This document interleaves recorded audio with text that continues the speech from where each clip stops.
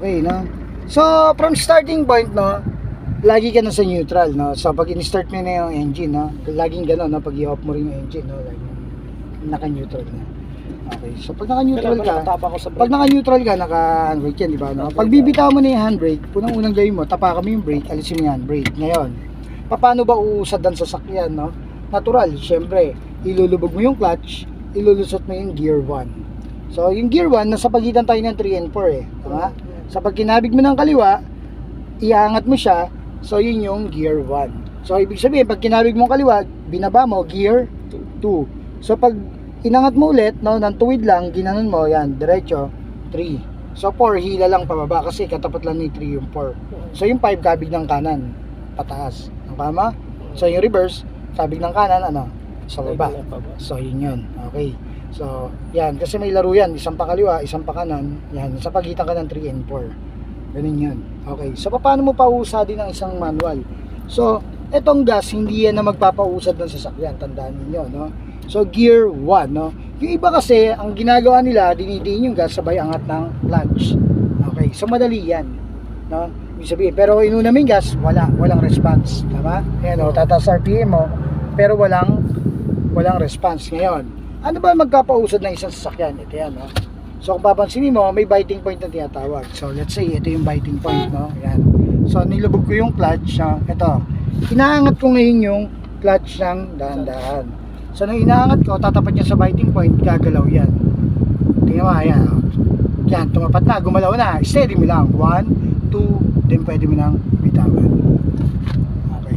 So, bakit namamatay isang manual na sasakyan? So, lulubog ko ulit yung clutch. So, every time na magpo-full stop ka, kailangan mong ilubog ang clutch ng sagad.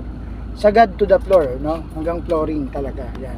Then, hihinto mo. Ngayon, nung hininto mo, so bakit namamatay yung isang makina? So, ito yun. Ito yung biting point, di ba? So, dito siya uusad, o. Tingnan mo. So, pag huminto ka, uusad siya. Steady mo lang dyan. Then, pwede mo nang bitawan. Pero nung huminto ka, lulubog mo yung clutch, brinake mo. So, ito yung gagawin ko. Bigla ko siyang lalagpasan, no? Ito mangyayari, panoorin nyo.